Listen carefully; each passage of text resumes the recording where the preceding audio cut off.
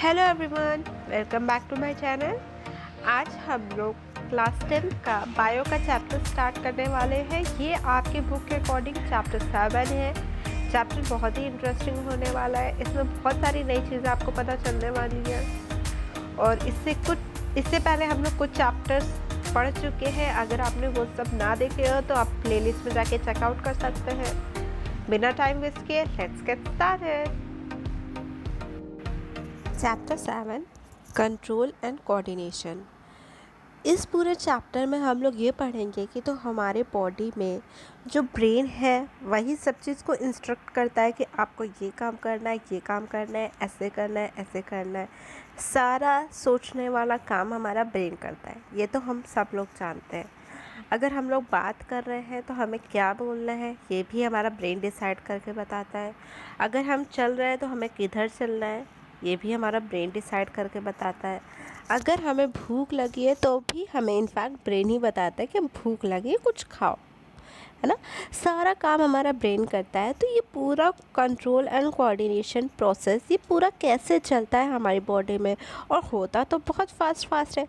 फटाफट सारा काम हो जाता है। आप कुछ सोचते हो तुरंत आपके मुंह पे वो बात आ जाती है। तो होता तो बहुत जल्दी है। वही सारी चीज़ें हम पूरा इस चैप्टर में पढ़ेंगे। अच्छा, हमने प्रीवियस चैप्टर में पढ़ा था life process involved in the maintenance function in the living organism. There we had started with a notion we all have that if we see something moving it is alive. हमने यही जानते हैं कि अगर कोई चीज़ चल रही है तो वो ज़िंदा है। बट कुछ चीज़ें ऐसी भी हैं जो चलती नहीं हैं, जैसे प्लांट्स हैं।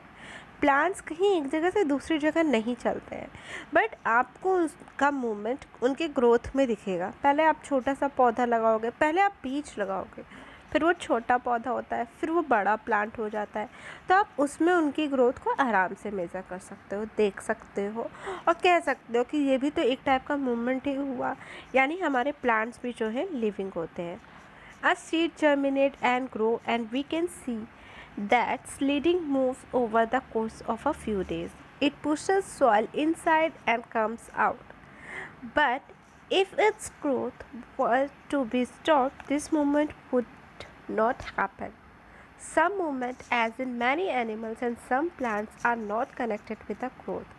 जैसे कि अब ऐसे कौन सी, अगर एक बिल्ली दौड़ रही है तो आप ये नहीं कह सकते कि ये बिल्ली बड़ी हो रही है, इसका ग्रोथ हो रहा है, बस वो दौड़ रही है। अगर एक बच्चा झूले पे बैठा है तो वो मूवमेंट कर रहा है, बट वो उसका ग्रोथ नहीं हो रहा है, उसको आप ग्रोथ नहीं बोल सकते कि बच्चा बड़ा हो रहा है। बफेलो चूइंग कर्ड, ये सब मूवमेंट है बट ग्रोथ नहीं है। Why do we associate such visible movement with life? इसका सिंपल आंसर है that we think of movement as a response to a change in the environment of the organism. The cat may be running because it may see a mouse. इसीलिए तो cat दौड़ी होगी, हो सकता है उसको चूहा दिख गया हो या कोई और खाने वाली चीज़ दिख गई हो। Not only that, we also think of movement as an attempt of living organism to use changes in their environment to their advantages. Plant grow out into the sunshine. Plant कहाँ, बाहर जहाँ धूप मिलती है वहाँ वो बड़े होते हैं। Children try to get pleasure and fun out of swimming. Buffaloes choose cud to help breaking up tough food so as to be able to digest it better.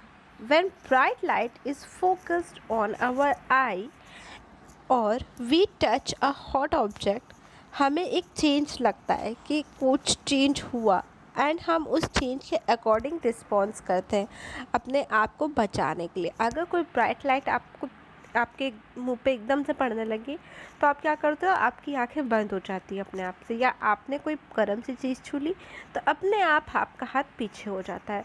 कोई चेंज तो होता ही है, और वो चेंज किस लिए होता है, ताकि आप अपने आप को बचा सको।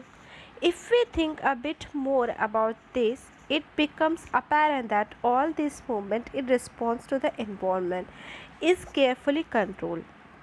अगर इस चीज़ के बारे में थोड़ा सा आप सोचो तो आप ये आराम से समझ सकते हो कि जितनी भी चीज़ें हो रही हैं उसमें कुछ ना कुछ मूवमेंट हो रहा है जो इन्वायरमेंट से रिलेटेड है, और उस मूवमेंट का रिज़ल्ट क्या है, उस मूवमेंट का पर्पस क्या है कि वो केयरफुली कंट्रोल होता है, मतलब वो पूरा मूवमेंट कंट्रोल होता है। अब गर्म चीज़ छूते हो आपका हाथ फटाक से हट जाता है, बट ये मूवमेंट होता तो कंट्रोल ही है ना। आपका ब्रेन इंस्ट्रक्ट करता है हाथ को फटाक से हटो यहाँ से, गर्म है, जल रहे हो, है ना। या आपके ऊपर ब्राइट लाइट पड़ रही है तो आपका ब्रेन इंस्ट्रक्ट करता है आइज़ को कि आइज़ क्लोज हो जाओ, क्योंकि बहुत ज़्यादा लाइट पड़ रही है, इतने की हमें ज़रूरत ही नहीं है, आपके ऊपर ख़राब इफ़ेक्ट पड़ेगा। तो ये जो चीज़ें चल रही हैं, जो भी मूवमेंट्स हो रहे हैं, ये बहुत ज़्यादा कंट्रोल्ड होते हैं। Each kind of a change in the environment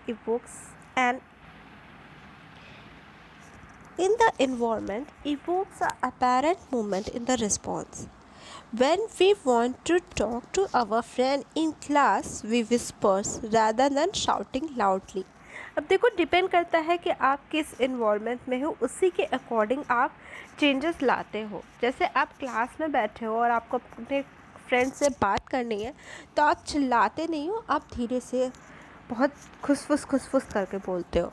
clearly the movement to be made depend upon the event that is triggered it. Therefore, such controlled movement must be connected to recognition of various events in the environment, followed by only the correct movement in response. अब आप अपना environment देख लेते हो, उसके according जो भी movement करना होता है और जो सही मूवमेंट होता है वही आप करते हो। In other words, living organism must use system providing control and coordination. इसके आप इस तरह भी बोल सकते हो कि जितने भी लिविंग ऑर्गेनिजम्स होते हैं वो एक ऐसे सिस्टम में रहते हैं जिसमें कंट्रोल और कोऑर्डिनेशन दोनों अवेलेबल होता है। In keeping it with the general principle of the body organization in multicellular organisms, specialized tissues are used to provide these control and coordination activities. First topic है हमारा एनिमल नर्वस सिस्टम। एनिमल के अंदर nervous system होता है जो सारी चीज़ों को कंट्रोल करता है। In animal such control and coordination was provided by the nervous system and muscular tissue, जो हमने क्लास 9th में भी पढ़ा था। Touching a hot object is an urgent and dangerous situation for us. हमें जैसे ही पता चलता है हम उसके अकॉर्डिंग रिस्पॉन्ड करते हैं। All the information from our environment is detected by a specialized tips of some nervous cells. इसी को बोला जाता है these receptor। इसने रिसीव किया ना तो इसको receptors बोला जाता है। These receptors are usually located in our sense organ। sense organ में होते हैं such as inner ear, the nose, tongue and so on. So gustatory receptors will detect the taste, जबकि olfactory receptors आपको smell बताते हैं। सारे receptors का अलग अलग काम होता है और अलग अलग नाम भी होता है। This information required at the end of the dendrite trip of the nervous cells set of a chemical reaction that create an electrical impulse. ये इम्पल्स डेंड्राइट से लेके सेल बॉडी तक ट्रेवल करते हैं और फिर एक्सॉन से लेके एंड पे पहुंच जाते हैं। जब एक्सॉन के एंड पे ये पहुंचते हैं तो ये electrical impulse set of the release of some chemicals, कुछ केमिकल इसमें से निकलता है। ये केमिकल्स वो जो गैप होता है, जो स्पेस होती है, उसको क्रॉस करते हैं एंड सेम तरीके से इलेक्ट्रिकल इम्पल्स फिर से स्टार्ट कर देते हैं नेक्स्ट न्यूरॉन में, दूसरे न्यूरॉन में जो डेंड्राइट से स्टार्ट होता है। इसी तरह आपके पूरी तरह आपकी बॉडी में घूमता रहता है, मतलब इस तरह आपकी एक बॉडी से दूसरी जगह इन्फॉर्मेशन जाती है। मान लीजिए आपने हाथ से गर्म चीज़ें छुई, अब इसी तरह पहले आपके जो हाथ में जो नर्व सेल होगी मौजूद, उसमें डेंड्राइट टिप पे पता चलेगा, डेंड्राइट से वो जाएगा, इलेक्ट्रिकल इम्पल्स जाएगा आपका एक्सॉन तक, एक्सॉन के बाद वो केमिकल कुछ रिलीज़ करेगा, फिर वो नेक्स्ट न्यूरॉन पे जाएगा, नेक्स्ट न्यूरॉन के डेंड्राइट पे जाएगा, फिर वो इलेक्ट्रिकल इम्पल्स ट्रेवल करेगा एक्सॉन तक, एक्सॉन से फिर वो केमिकल रिलीज़ करेगा। इस तरह से हमारे हाथ से ये पूरी इंफॉर्मेशन जाती है ब्रेन में.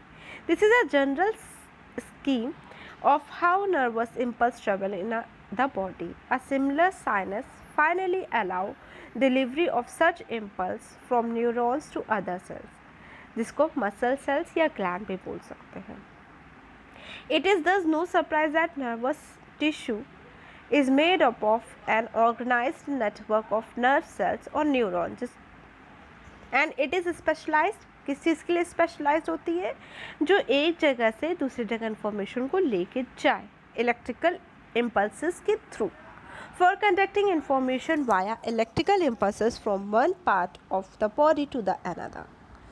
जैसे कि हम फिगर 7.1 में दे रखा है, जो ए फिगर है, and identify the part of the neuron where the information is acquired through which the information travel to an electrical impulse and where this impulse must be converted into chemical signals for onward transmission. अब देखो ये figure आपकी दे रखी है, ये जो पहली figure है ए फिगर है, ये आपका पूरा न्यूरॉन दिखाया है. जो ए फिगर है इसमें डेंड्राइट्स है, न्यूक्लियस है, सेल बॉडी है, फिर एक्सॉन है, फिर नर्व एंड है. अब नर्व एंड जाके एक जगह ख़त्म होगी, वहाँ पे आपका केमिकल रिलीज़ होता है, एंड केमिकल रिलीज़ जहाँ होता है वो एरिया आपका बी पार्ट में दिखा रहा है. ठीक है, तो ऐसी सारी चीज़ें चलती हैं और ऐसे हमारी बॉडी में एक जगह से दूसरी जगह इन्फॉर्मेशन जाती है. ओके, तो हम लोग एक एग्ज़ाम्पल लेते हैं, उससे चीज़ें समझते हैं. अगर हम एक फ्लेम के पास अपना हाथ लेके जाएंगे तो क्या होगा? हमें लगेगा डेंजरस सिचुएशन है. और in fact for many animals, how would we respond to this? कैसे हम लोग रिस्पॉन्स करेंगे? One similarly simple way is to think consciously about the pain and the possibilities of getting burned and therefore move our hand. अब एक simple सा तरीका ये है कि आप सोचो कि आपको कितनी चोट लगेगी और आप जल सकते हो, और उसके बाद आप हाथ मूव करो. बट इतना सारा प्रोसेस करने में आपको थोड़ा सा टाइम लग जाएगा, तब तक तो ऑलरेडी आपका हाथ जल जाएगा. The answer depend upon how we think. If nerve impulses are sent around the way we have talked about earlier, then thinking is also likely to involve the creation of such impulse. अब जैसे हम लोग ने पढ़ा है कि impulse जाता है एक नर्व से दूसरे नर्व्स में, तो ये सारी चीज़ें करने में हल्का फुल्का तो टाइम लगेगा ही. Thinking is a complex activity, so it is bound to involve a complicated interaction of many nerve impulses from many neurons. If this is the case, it is no surprise that thinking tissue in our body consists of dense network of incredibly arranged neurons. मतलब कहने का ये है कि thinking एक देखो बहुत complex process है, क्योंकि इसमें बहुत सारे न्यूरॉन्स मौजूद हैं जिसमें नर्व इम्पल्स एक जगह से दूसरी जगह ट्रैवल कर रही है. ये थोड़ा कॉम्प्लिकेटेड सी चीज़ें चल रही हैं, सिंपल नहीं है बहुत. It's sit in a forward and of the skills and receive signal from all over the body which it thinks would before responding to it.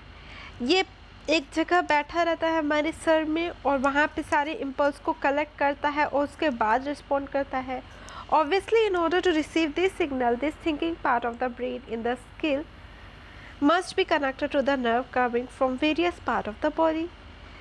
सारी बॉडी पार्ट से मतलब कनेक्ट होगा तभी तो वो सिग्नल सब लेगा.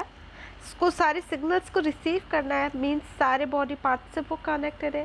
Similarly if this part of the body is to instruct muscles to move, nerve must carry its signal back to different part of the body. If all of this is to be done when we touch a hot body, it may take enough time for us to get burned. हमें उतनी देर में चल सकते हैं जितने time में ये process हो रहा है. तो ये सारी प्रॉब्लम्स को सॉल्व करने के लिए हमारी बॉडी ने कुछ अलग ही डिज़ाइन बना रखा है. rather than having to think about the sensation of heat, if the nerves that detect heat were to be connected to the nerve that move muscles in a simpler way, the process of detecting the signal or input and responding to it by an output action might be completed quickly। अब कुछ ऐसा हो कि हमारी body में तुरंत ही sense हो जाए किसी भी सिचुएशन में, डेंजरस हो चाहे आपको गर्म लग रहा हो कि क्या चीज़ें हो रही है, सिंपली हमारे मसल्स उसके अकॉर्डिंग रिएक्ट कर जाए तो ये चीज़ें थोड़ी आसान हो जाएंगी। Such a correction is commonly called as reflex arc. इसी को बोला जाता है reflex arc. Where should such reflex arc connection be made between the input nerve and the output nerve? इसका best place है of course would be at the point where the first meet each other। ऐसी जगह जहाँ पे ये पहली जगह meet कर रहे हैं। Now from all over the body meet in a bundle in a spinal cord on their own way to the brain। अब सारे नर्व्स जो हैं सबसे पहले हमारे स्पाइनल कॉर्ड में मिलते हैं, उसके बाद स्पाइनल कॉर्ड से इकट्ठा होकर ब्रेन में जाते हैं। Reflex are form in this spinal cord itself, although the information input also goes on to reach the brain। Of course, reflex arc have involved in animals because the thinking process of the brain is not too fast। अब ये जो reflex arc का process है ये सारे animals में होता है, क्योंकि जो थिंकिंग प्रोसेस होती है वो इतना ज़्यादा फास्ट नहीं होती है, रिफ्लेक्स वाली उससे भी ज़्यादा फास्ट होती है। In fact many animals have very little or none of the complex neuron network needed for thinking, so it is quite likely that reflex arc have evolved as a efficient way of functioning in the absence of true thought process। However, even after complex neuron networks have come into existence, reflex arc continue to be more efficient for quicker process। Means reflex arc एक बहुत ही अच्छा तरीका है जब आपको तुरंत response करना है, तुरंत आपको किसी चीज़ के अगेंस्ट रिप्लाई करना है, एक्शन देना है, उसमें आपका रिफ्लेक्स आर्क एक बहुत ही बेस्ट वे है।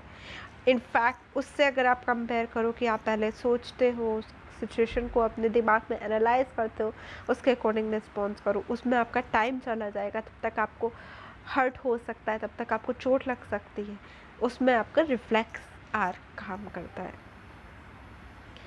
जैसे कि ये पूरी फिगर दे रखी है।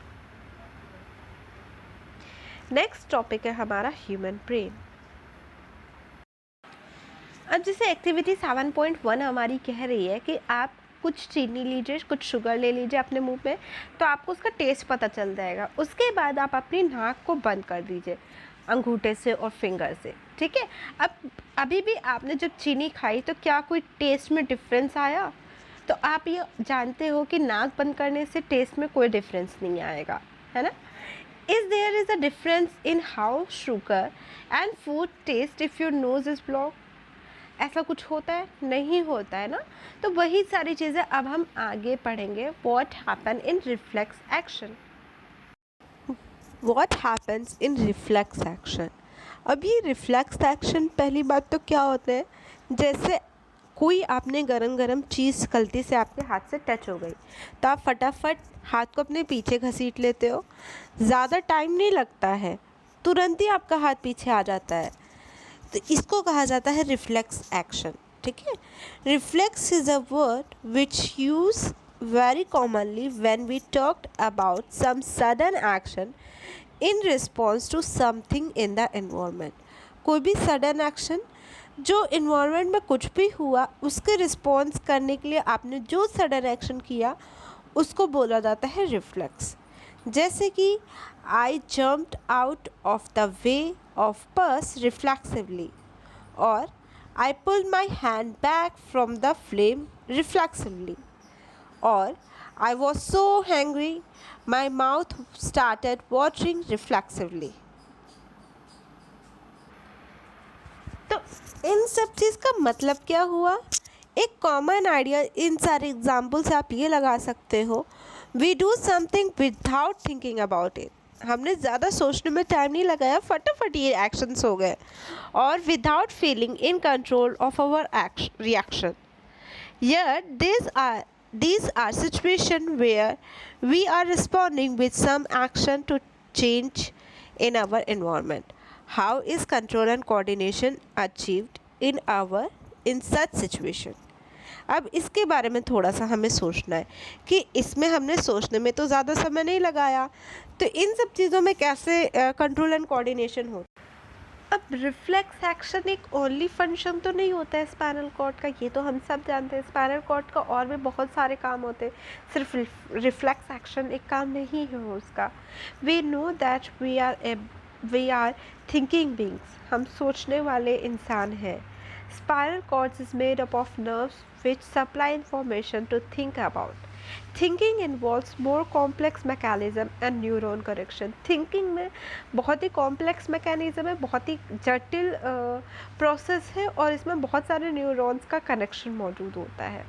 These are concentrated in brains, which is mainly connecting center of the main coordinating center of the body. ये हमारे ब्रेन में मौजूद होता है। ब्रेन क्या है, जो हमारा मेन सेंटर है बॉडी का, जहाँ पे सारे कोऑर्डिनेशन मौजूद होते हैं, वो है brain. The brain and the spinal cord constitute the central nervous system. They receive information from all over the body and integrate it. वो सारे बॉडी से इंफॉर्मेशन कलेक्ट करता है और उसके अकॉर्डिंग रिस्पॉन्स करता है. We also think about our action. हम अपने एक्शंस के बारे में हमेशा सोचते हैं. Writing, talking, moving a car, clapping at the end of the program are the example of voluntary action which are based on the deciding what to do next. So the brain has to send message to the muscles. अब जो भी काम आपको करना है उसका action, वो message आपका ब्रेन देता है मसल्स को कि अब आपको लिखना है, अब आपको बोलना है, अब आपको अपनी चेयर को पीछे करना है. This is the second way in which the nerve system communicate with the muscles. The communication between the central nerve system and the other part of the body is fluctuated by the peripheral nervous system constituting of cranial nerves arising from the brain and the spinal cord arising from the spinal cord. The brain thus allow us to think and take action based on that thinking. मतलब brain का काम है हमें help करता है सोचने में, और उस सोचने के अकॉर्डिंग ही हम लोग एक्शन कर पाते हैं. As you will expect, this is accomplished through a complex design with different part of the brain responsible for integrating different inputs and outputs. अब देखो एक कॉम्प्लेक्स प्रोसेस होता है, ये तो हमने देखा कि सोचना भी एक बहुत कॉम्प्लेक्स डिज़ाइन में होता है. पहले एक जगह से दूसरी जगह इन्फॉर्मेशन जाती है, फिर उसको प्रोसेस किया जाता है, फिर उसके अकॉर्डिंग डिसाइड किया जाता है. तो इसमें बहुत ज़्यादा इनपुट एंड आउटपुट रिस्पॉन्सिबल होता है. कैसे इनपुट मिल रहा है उसी के अकॉर्डिंग आउटपुट मिलेगा. कैसी कैसी आप इन्फॉर्मेशन अपने ब्रेन को दे रहे हो उसी के अकॉर्डिंग ब्रेन आपको बताएगा कि अब आपको इसके लिए ये करना चाहिए. The brain has 3 such major part or region, mainly the forebrain, midbrain and the hindbrain. forebrain जो होता है वो मेन थिंकिंग पार्ट होता है ब्रेन का. इसमें भी बहुत सारे रीजन्स होते हैं जो सेंसरी इम्पल्स को रिसीव करते हैं. बहुत सारे रिसेप्टर्स हैं. Separate area of the forebrain are specialised for किस किस चीज़ के लिए? Hearing, smell, sight and so on. There are separate area of association where this sensory information is interpreted by putting it together with the information from other receptors as well as with the information that is already stored in the brain.